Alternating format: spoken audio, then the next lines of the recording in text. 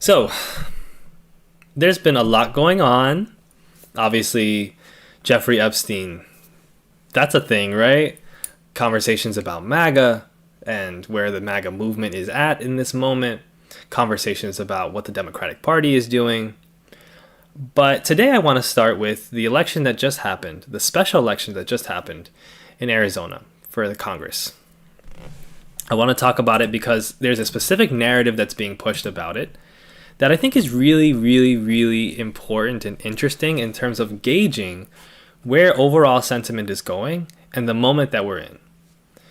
And you're going to see what I mean. So in case you don't know, Adelita Grijalva just won the congressional seat that was taken up by her father, Raul Grijalva, for a very long time, the representative Raul Grijalva.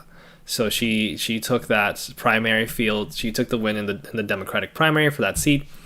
Adelita Grijalva is a fairly progressive Democrat.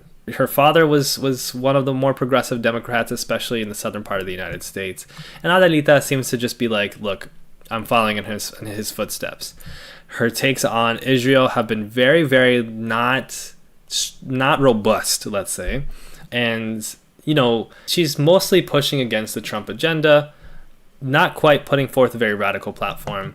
But she had the backing of Bernie and AOC. Now, what I want you guys to understand first and foremost is that Adelita Grijalva is the representation of like the most progressive kind of voices that we've had in establishment politics for a long time. And because she is a progressive and taking up a progressive seat, because she has the fact of her being kind of a Nepo baby, you know, the legacy hire, let's say, in replacement of her father, the name recognition, significant backing from like different PACs, as well as the backing of Bernie Sanders and AOC, all of this stuff converged together to make her the out-and-out favorite for the race. But there was somebody running against Adelita Grijalva. And if you would take it from mainstream media, the person running against her was essentially this underdog, anti-establishment youth candidate who was backed by David Hogg. I'm not sure if you guys know who David Hogg is. Let me know if I should explain who David Hogg is in the chat. So this is what the New York Times has to say this morning. The Mamdani momentum withered in the deserts of southern Arizona on Tuesday night. In a Democratic primary election that pitted continuity and experience against generational change, voters decided to stick with what they knew, nominating Adelita Grijalva, the oldest daughter of Representative Raul Grijalva, to fill the House seat of her father, who had held it for more than 20 years until his death in March. And this article also mentions, Grijalva won more than 60% of the votes, and Deja Foxx, a Gen Z activist who tried to recreate the youthful magic of Zohran Mamdani's campaign for New York City mayor, attracted millions of fans on social media. But with about 20% of votes, the 25-year-old was not able to translate viral support into victory at the polls. So this is your big moment. This is your big narrative by establishment media. The New York Times, famously very good at covering this new generation of news media, New York Times, famously very, very unbiased, very, very good at covering genocide, very, very good at covering anti-establishment politics, the New York Times. This is their big narrative. The problem with this big narrative that the New York Times is pushing to you is that it's a fucking lie. It doesn't make any sense. Now, first and foremost, I will just briefly touch on who David Hogg is. David Hogg was a survivor of a mass shooting that occurred, one of many, obviously, for those of you who haven't been in the United States, a survival of a mass shooting in Stoneman Douglas in 2018. This was in Florida, okay? Parkland, Florida. So the Parkland shooting, he became an activist, a gun control activist, and is at the age of 25 now a significant voice in terms of like the new Democratic Party. He was for a few months, as you can see, the co-vice chair of the Democratic National Committee, which is, as you can see here, the executive leadership board of the Democratic Party. He was ushered in as this co-vice chair to be like representing these new younger voices and their specific issues. This is a person who survived an atrocity that is very related to modern US politics. This is a person who has a vision for taking out, there's a famous like gerontocracy problem in the United States and US politics that's been talked about from here to there. All our politicians, they're super fucking old. They're very old, guys. They're very, very old. And this is pointed at as one of the significant problems with our political system. How can we expect for people to be tapped into what is needed, the change that is needed, if they're so old? right? And they're so stuck in the establishment ways, and they're doing the same positions that they've had for 30, 40, 50 years. And they're treated with this reverence by the establishment. They're backed by all this money that needs to back political establishment, what's safe and what's good for, the people who run this country, the rich.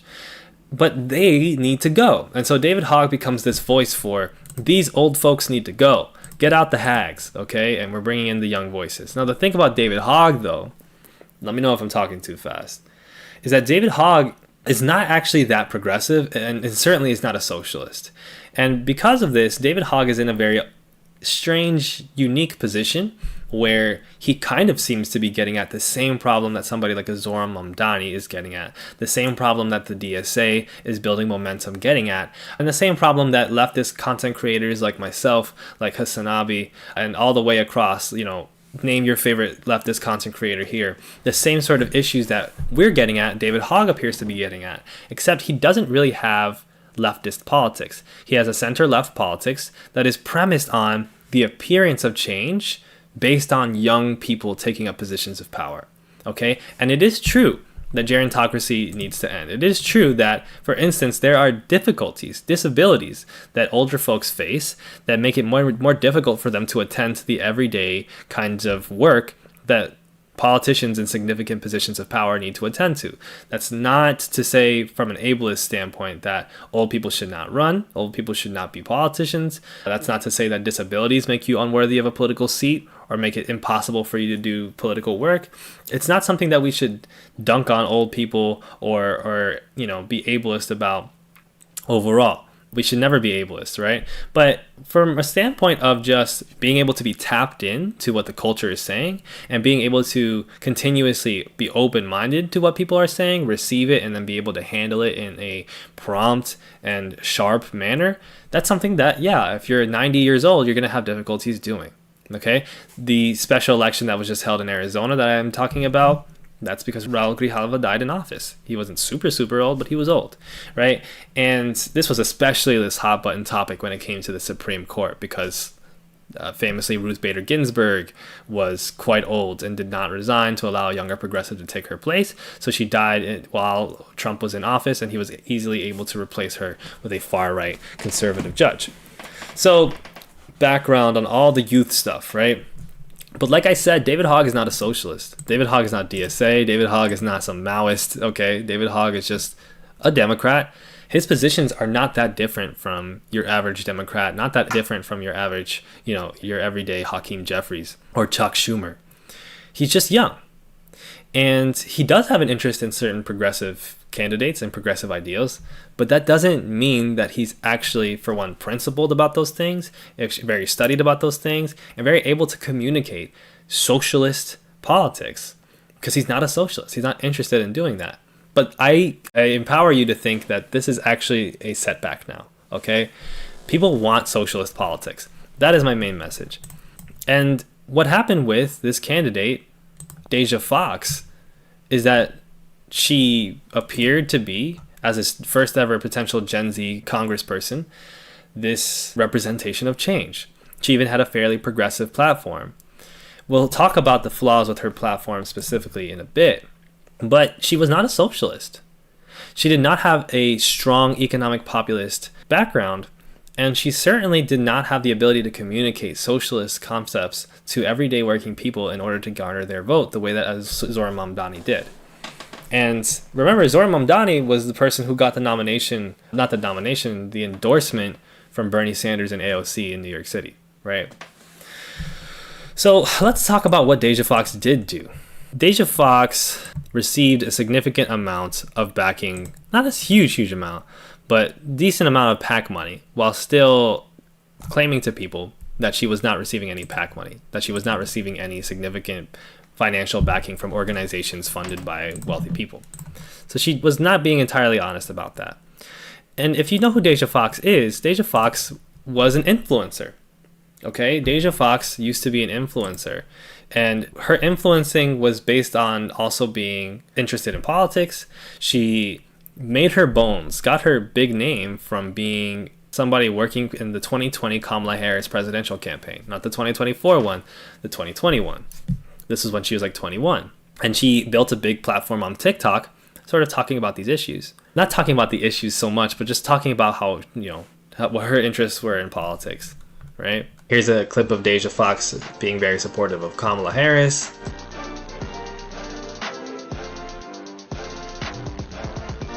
As you can see, like she was an influencer. This person's being a little bit uncharitable here, but like let's go to the Prada show in Milan.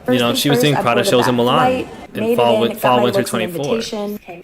Looks to the so this must have been summer 24. This denim dress. Later that night, I put on my strategist's hat to take a call for a gender justice project I've been working on. So you can see also she's like, I'm a political strategist. I'm taking calls about politics for gender justice stuff. That's one of the things that she kind of hangs her hat on the most. Doing my press on nails. And I ended the night with dinner at a restaurant I've made a tradition of going to every time I'm in Milan. And then it was showtime. It's Prada day. Gotta get up. First thing I did was grab breakfast for me and the glam girlies. Secured breakfast. We started with hair, and these were some of our inspo images. See that? Okay. Then it was time to get into the makeup look.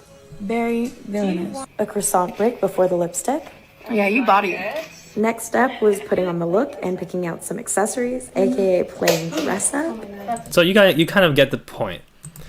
She's doing certain, like, this isn't the bulk of her content. A lot of her content is feasibly about talking about her work as a strategist, but she's also very much taking influencer checks, doing influencer work. Fine. Being an influencer doesn't preclude you from having good politics. It doesn't preclude you from being a good political candidate. But what does kind of show through here, between the fact that she worked for Kamala, who is decidedly not very progressive, never wasn't in 2020, isn't now, and that was a big thing she hung her hat on. The fact that she built this large platform in part because of, communicating who she was as a person, her past, which she talks about quite a bit, and her being a young woman who is engaged in left-leaning politics. This kind of stuff shows that she is built in that world, let's say, is interested in that world, and isn't necessarily from the same cloth that someone like a Mamdani or a Kata Bazagla in Illinois is cut from. And like, if you saw what the kind of press that she was doing when she was running for her campaign, a lot of it was centered on her identity, her past, etc. So let's talk about, like, this interview, for instance. It's no secret that I don't look like the other folks on this stage or in Congress. Emphasizing that who she doesn't look like, right? And how she looks, her identity. And that's because I'm not. I was raised by a single mom here in Southern. This is quite quiet, my apologies. On Section 8, but you can read, food stamps, right? And Medicaid just to get by. I've been homeless. I've worked at a gas station, and if you at home are feeling like politicians just don't get it, I'm here to tell you that they don't. They'll never know what it's like to make hard decisions in the grocery checkout line, or to work full-time and still not make the bills that month, have to choose between bills and back-to-school clothes, to be 16 years old and work to support your family. That's the kind of experience I bring to this race. It's the experience that we share. And it's the kind of urgency that comes with doing everything you can to make life better for yourself and your family. I believe that we need more than a politician. You deserve a fighter. So you see what she's emphasizing. Again, she's emphasizing that she is young. She does come from a different background, a working class background. And like, that was what gives her experience, right? Different from like how Zohran Mamdani's answers, for instance, about his experience would emphasize that he doesn't share the kind of experience that would make him side with big money like Andrew Cuomo, or that would allow him to have that kind of corrupt sort of background that Andrew Cuomo had in terms of what he did in office, the kinds of failures to protect elderly people in nursing homes, things like that. So I want to also show you, I need to close this tab and this tab and this tab. Good job, Elliot. I want to show you just like how much of this 25, is the case, right? This is her talking with, I believe this is David Hogg, right? The youngest member of Congress, the first woman of our generation, Gen Z, but I'm not new to this work. A lot of people know about your experience holding people like Jeff Flake's feet to the fire on abortion rights. We've obviously done a hell of a lot more than just post a video online.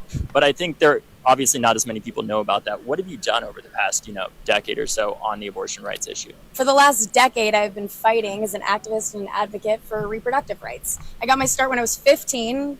at my school board. In fact, I'm running against one of those school board members who avoided controversy, who failed to update a sex education curriculum last updated in the 80s, didn't mention consent, medically inaccurate, taught by the baseball coach, that disadvantaged young people like me. I didn't have a parent at home who was going to fill in those gaps, and so I started showing up to school board meetings and demanding better. And we won. And then I served on the board. So again, she's emphasizing her intrigue, her particular work on like women's rights, abortion rights, important, right? But you'll notice that like the more that you watch like her content, there's not a lot in terms of the politics, the policies that she's actually putting forth, right?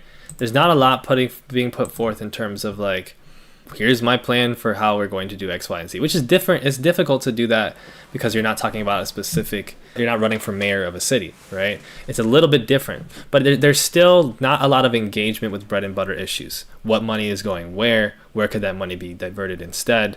You know, what kind of economic issues are being faced, like specifically by people of Arizona? She's not, you know, if you see her content, like you can see that like it's a lot of emphasis still on like, we just wrapped up who she is. Doorknock session number 2. Gorgeous talking about look, we just did some volunteering, we just did some stuff, we just did some door knocking, right? And you can see even on TikTok, you can see even in the comment section on TikTok, right, that TikTok users are not really buying what she's selling. You know, this is a person who has a significant following, almost 400,000 followers. But look at the comments. I can't shake the feeling this is about fame, not service. Deja began as a political influencer, bragging about her status. How many times did she remind us, youngest person to work for Kamala, connection, etc.? The real progressive in this race deserves the win. This person's talking about Adelita Grijalva. I don't know anything about your policy, boy. Make TikToks about your policy more decked out. Otherwise, it's creating doubt in voters. Coming from struggle doesn't make you special, right? So people are already kind of making these assertions at her. Like, hey, like you're emphasizing, I just got back we're from going to knock doors. We're going to knock on doors, right? But people keep saying, you have to talk about your policies. This is yet another Foxx video 4 days ago where I came away not knowing what your platform is about. I watched 2 Zohran videos and knew his entire platform. What progressive policies are you running on to disrupt the establishment? Please make videos that actually dive into them. You know, you have people who are like, hey, you seem cool. I want to support you. Please tell me what you're going to do. What are your policies, right? And I think this gets at, again, the David Hogg problem and one particular issue that people are not recognizing within the establishment with regards to Zohran Mamdani. And they're not recognizing it for a reason. You know, if you take a look at Zohran Mamdani's work, he's all about communicating socialist politics to people in ways that are tangible, in ways that they actually understand, right? In ways that don't just sound like buzzwords, that don't just center on, like he'll mention, like, I'm Muslim, I would be the first Muslim mayor of New York City, I understand what it's like to have people not pronounce your name, right? Like this is just came out, his recent video from Little Haiti. But what was I saying? Mine? Starting off about the I'm saying name. the M and the N. You can also just say I'm endorsing Zohran. Okay, but we like the Mamdani. Yeah. Mama. You know what happened to the last guy who got it wrong. Right? Joking around about the name and the identity politics stuff, because that was a part of it. But look what he's saying, like... Yo, have a good one, man. All I have. We probably have about 500,000 Haitians in New York City. So he's going out into the neighborhoods, and he's engaged, and he's making content showcasing the neighborhoods of New York City, right? People to know that we exist. Yeah. And so when people are riding the train station... Been here for over 30 years. Okay. And they've raised the rent again. You know, censoring issue. They've raised the rent again. His policy, which he tells you in video after video, right? I'm going to freeze the rent. Eric Adams raises the rent. So here you have a Little Haiti resident understanding this at a very basic, like very, very basic level even. I mean, this person seems very smart, but he's also engaging with the issue on just that very simple, basis, right? When you speak to New Yorkers, no matter in what neighborhood, you hear this again. He's talking about like my personal experience. My mom, the rent is being raised. Like we can't afford to live here. And then Zohran says, because right now too many people are getting pushed out of the place that they helped to build, and that's a political choice. We have to make another one now. Everything's going up. The rent, the groceries, utilities. People need a reprieve. Everyone is stretched thin. And that's... So his emphasis is what affordability. His emphasis is what? Rents, the groceries, the utility bills. New Yorkers can't afford to live in New York. They need to live in New York. They need to be able to afford it. Here's what I'm going to do. I'm going to freeze the rent. I'm going to make New York City's buses fast and free and electric buses. We're going to, the grocery stores, the community grocery stores we're going to build, etc. And he'll lay out his platform and then he'll break down to you. Here's my budget. Here's the idea, because I know people are asking how we're going to afford it. We're just going to do the same corporate tax that they're doing in New Jersey, in New York City. 11% for the wealth tax, I believe, is actually what it is. That will fund the buses by themselves, etc., etc. He's breaking things down to you on a tangible level. But what's Deja Foxx doing, right? Here's me at the rally. And I know you've had some momentum lately, so that's exciting. I want to talk to you about your opponent promised different. Cut in real time. I have lived the policies. We have 1 weekend left. Talking about Trump being bad, going to a rally against Trump. Productive history. And it was so important because both my kids are IVF babies. So it's my 8-month-old who's at home right now. I'm out knocking doors today because as a veteran, like you're seeing some, this is cool. Like you're seeing some of the kind of basic work of like we're talking to people on an everyday basis.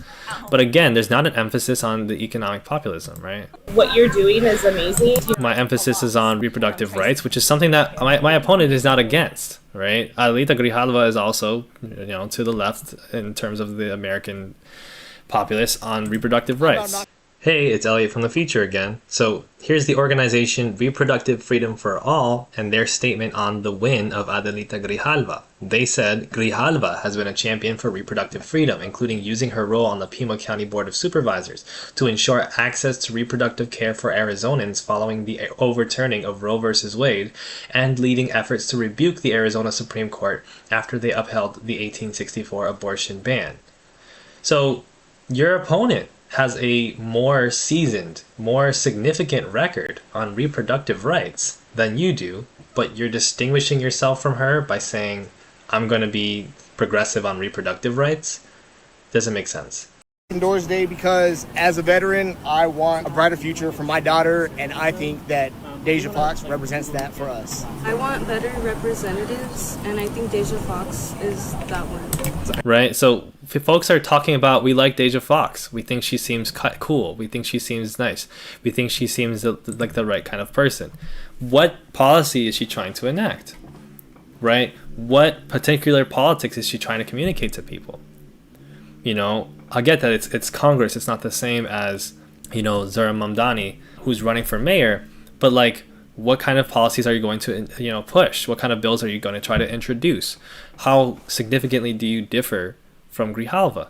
These things were not communicated particularly well. But I think the most important part, the affordability, is still not quite addressed in substance. It's mentioned. She mentions it in different things that she does, but it's not quite addressed in substance. Okay, and she got some support from this mystery pack. I can't quite show this fucking article to you. This is a disaster. I kind of touched on that before though, right? So the New York Times refers to her as this like Zohran-like candidate, but Zohran didn't back her, right? And the people that backed Zohran, that helped Zohran get elected, did not back her either, because their differences and their interests were affordability politics, affordability. And Deja did not do a lot to distinguish herself as being that way. But she presents herself as young, she presents herself as a progressive, but there's clearly a substantial difference. So what in the fuck is New York Times talking about? What in the actual hell is the New York Times talking about when they tell us that this is a loss for Mamdani mania? What in the world is the New York Times talking about when they tell us that this is how, like, what are they telling us when they're saying Mamdani momentum is withering in the deserts of southern Arizona? Look at the comparison. The voters in Arizona voted for continuity and experience against generational change. What substantive policy change was Deja Foxx presenting that would make such a thing a generational change? Other than like how young she is, like that's it? That's generational change, right? So this has nothing to do with Zohran Mamdani mania. But it's once again this representation of how aggressively, perhaps out of ignorance, more likely out of trying to de-radicalize people and trying to lie to people about the conditions that they live in. It's this attempt to wrest Mamdani mania from Mamdani politics. It's this aggression towards divorcing the politics, the substantive discussion, education, information, and policy proposals of a DSA candidate in Zohran Mamdani, divorcing that from what made him successful. And I think one of the great ways that we can see this is in the recent news about Andrew Cuomo. So I don't know if you guys saw this, but Andrew Cuomo has decided he's going to run for mayor still, even though he got his ass kicked in the Democratic primary. He's going to run as an independent candidate. And this is what people were saying he would do from the beginning. And also, Haven, you're pretty right that like the fact that progressives weren't on her side solidly and she still got 20% is actually like really good. Yeah, like it's still not like a disaster. You know, she ran a campaign that ultimately was very much overpowered by the Grijalva campaign, which she did not super hard like distinguish herself from in any particular way other than announcing her age and raising questions about, you know, establishment policies, politicians. But like, how did she establish a type of politics and educate people on here's what's happening that's making your rent increase more and more? Here's what this corporation is doing and how they're affecting the prices of groceries. How are you discussing that, you know? But this man, Andrew Cuomo, is a great example of literally learning all the wrong lessons. Okay, this is from Slate. Andrew Cuomo's campaign relaunch video tries to rip off Mamdani and gets everything absolutely wrong. And they break it down shot by shot. Essentially, okay, I'm going to pull up this video for you. New Andrew Cuomo dropped. Okay, and you can see there's a big difference, right? Look at his meager little YouTube channel, 1.4K subscribers. 1.4K subscribers. Look at the content from Andrew Cuomo before. He's wearing a suit, okay? He's wearing a suit. He's making remarks at different churches. Okay, there's little shots of him like in the street, you know, actually helping people. He's more just giving speeches, being a politician. And here's what I'm going to do. I'm going to lower housing costs and hire more police. Da-da-da. Right? Basic run-of-the-mill campaign. I'm running for mayor. Here we go. He gets his ass kicked in the primary. 3 weeks later, I'm in it to win it. Guys, whole new presentation. Whole new presentation. Whole new presentation. Okay? And here's my vibes. Through Cuomo. And unless you've been living under a rock, you probably know that the Democratic primary did not go the way I had hoped. To the 440,000 New Yorkers who voted for me, I'm dapping people up on the street. Thank you. Thank you for believing in me, in my agenda, and in my experience. And I'm shaking people's hands in the streets. I'm just coming up to random people, shaking their hands on the street. You like me, right? Look, and I'm not even wearing a tie. And I am truly sorry that I'm not even wearing a tie, guys. But as my grandfather used to say, when you get knocked down. You know, like how set up does this even look, right? Like Zohran Mamdani's videos, you know, there's a lot of careful production that goes into it. I'm sure there's a lot of staging. But like this doesn't even look like moderately convincing. Learn the lesson and pick yourself back up and get in the game. Look at this. What are they actually talking about? Did you notice that in the Zohran video, he's talking to people in Little Haiti and they're expressing things that they think? Right? They're expressing, hey, the rent stuff, like you're talking about that, right? That shit is really affecting me. Is what I'm going to do. The fight to save our city isn't over. Look at how many clips we're getting of Cuomo just shaking people's hands with him just talking. He's still not talked about a policy position once. And he's talking about, oh, only 13% of voters voted in the Democratic primary. We got a lot more people that can vote. The general election is in November, and I am in it to win it. My opponent, Mr. Mamdani, offers slick slogans, but no real solutions. What? You haven't even said any policy proposal in here. Slick slogans. Like, this is so absurd, right? Zohran Mamdani has literally broke down, like, okay, this is what we're going to do with the budget so that we can afford. This is the number that we'll put into. It's like 300 million into electric buses. This is the number. And this is the amount of the budget that will go to that through this tax. We're not going to defund the police. We're going to keep the police budget as it is, not add more members, and add a new public safety committee, which is going to address various issues that police are being deployed to, which is not in accordance with what they want to do, is not actually useful. Instead, we'll have a whole different committee for that. Here's my specific policy proposals. And then Andrew Cuomo wants to go around and he's going to be like, I'm going to make it more affordable and hire more cops. That's about it. I'm just going to try to make it more affordable, guys. You know, and then behind the scenes, he's telling people, you hear the mowing. Behind the scenes, he's telling people, actually, it's not really much you can do about affordability. So this is one of Zohran's responses on Twitter, right? Cuomo, I am now running on affordability. Also Cuomo, there is no real answer on affordability. Cuomo said he would make affordability a cornerstone of his general election campaign, but would run on the notion that he will actually be able to make the city more affordable, while Mamdani will only talk about it. It's not just about connecting with the perception of the problem, it's finding the real solution and then having the ability to do it. So what would he do on housing affordability? There is no real answer, he said. You can't make this shit up.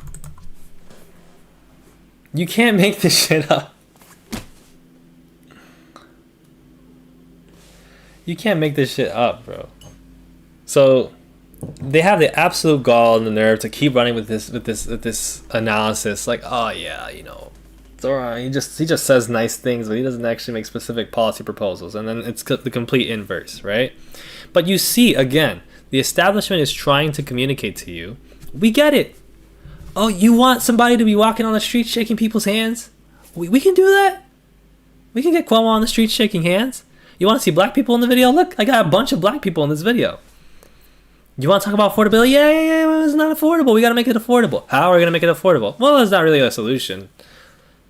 Are you going to freeze the rents? What are you going to do about the corporations that are hiking? What about price hikes? They fund my campaign. I can't really say anything about it. But they're so scared because they cannot fake this, right? Somebody like Deja Foxx is 25 years old, still has a lot of time in her career to develop a more robust politics, to learn from the mistakes of this campaign, as well as realize the difficulties, the uphill battle of this campaign, and convert it into, okay, where can I emphasize specific policy?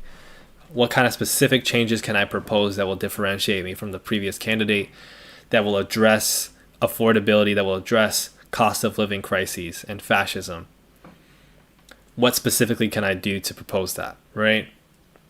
And when I do that, if I find the right position to run for somewhere, I will run for somewhere, right? Maybe I'll run for an assembly person here. Maybe I'll have a mayoral campaign. She's 20%. That's not terrible in this prior race. So she's got time for that.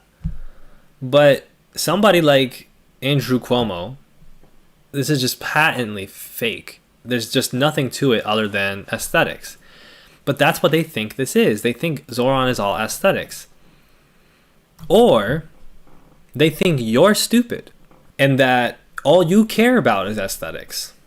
And so when you say all these things about freezing the rent and about the cost of living crisis, what you actually want is a guy who looks like Zohran, who talks nice like Zohran, and who makes really nice, well-edited videos like Zohran's team does, to show up and give you some cool little presentation on it.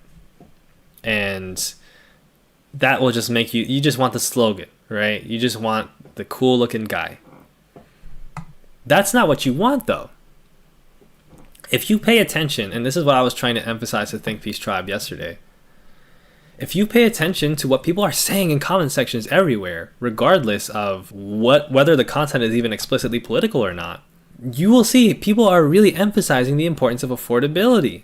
And they're doing this not as something that's separate from fascism, but I think people have to understand that this is part of what fascism is. This is how liberalism and fascism coordinates together. Through the decades, we have always had the liberal establishment find different ways to give us the same thing with a slightly different face on it. Because what they're giving us is inextricable from fascism. They brought this fascism to us.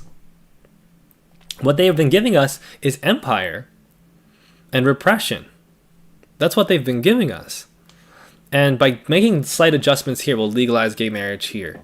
Or maybe we'll give you a more hardline Republican or a more war hawk sort of, all these different distractions, all these different aesthetics to sell to you that this is the way things are going to change, but the cost of living is still going up. Poverty is still increasing. Income inequality is still increasing tremendously. And now we're at a point where it is so clear that the establishment Democrats present no real opposition and are in fact working very much in tandem with what the fascist agenda is. You know, I have always recommended that people read Clara Matei's book about fascism, how liberalism paves the way to fascism through austerity. Austerity, cutting social programs, social safety nets, not adjusting the minimum wage or letting the minimum wage drop. You know, allowing work to be globalized so that it can be workers in the global south exploited for pennies on the dollar and those jobs leaving the United States. All of these things based in a simple premise of how do we control the means of production, how do we control the workers, give them as little as possible so that we can extract as much profit as possible. Without that, there is no system.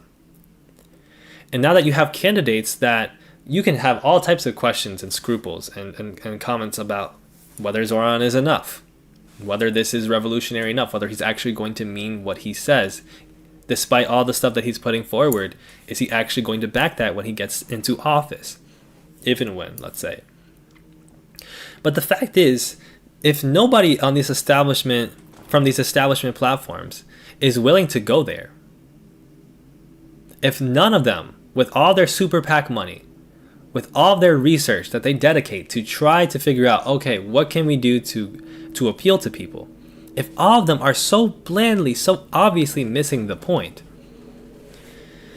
then really it's that they don't want to see the point. Really, it's that they're fundamentally opposed to it. And that is how this political system comes apart. I'm not saying we're going to have the Great American Revolution in 10 years. I'm not saying that we're going to all have a gigantic communist commune by 2030. But what I'm telling you is that people want socialism. People want somebody to come along and recognize, hey, big money, wealth is destroying the fabric of our lives.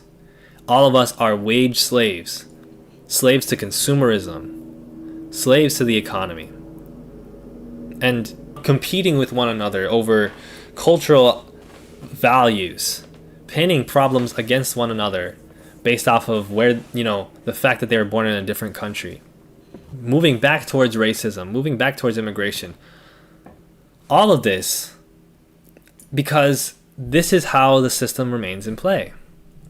They're not interested in socialism because socialism is fundamentally antagonistic to the system, just the same way it is fundamentally antagonist to fascism. And the longer that they go without giving concessions to this, material concessions to the actual points and ideas that socialists are putting forward, the longer they go with doing this, the more people are going to demand. And the harder it's going to be to repress people's actual demands for this change. We saw this at the start of the 20th century in the United States. The reason we have Social Security and the social safety nets that are now getting decimated is because of the agitation by communists and socialists. And the reason that those communists and socialists were stopped was because the system eventually got to a point where it knew it had to make concessions to them. FDR knew, he told the capitalists, I'm saving your asses by introducing these social safety nets. Concessions are the way that this ends. Until there are concessions, people are just going to get more and more radicalized, especially when you're talking about people not being able to eat. People literally having to flee the country in order to afford the cost of living. So the longer that they drag this out, the longer that they, socialism, fine, we'll do a little socialism. The longer that they go without acknowledging that, the harder the socialism is going to get. And the more upheaval we're going to be looking at. And the longer that they think that they can distract people, that they can somehow weasel their way through this without making a single concession. Remember when single issue campaigns used to happen? The rent is too damn high party in New York City. Remember when that used to happen? And it used to be a way that people would agitate for the mainstream candidates in the race to adjust themselves to a particular issue, to address a specific issue that seemed to poll well from a candidate who was doomed to never succeed. Well, they didn't heed the single issue campaigns. They didn't do anything to meet these concessions for people, basic concessions. And now it's getting worse and worse, and people's demands are getting stronger and stronger.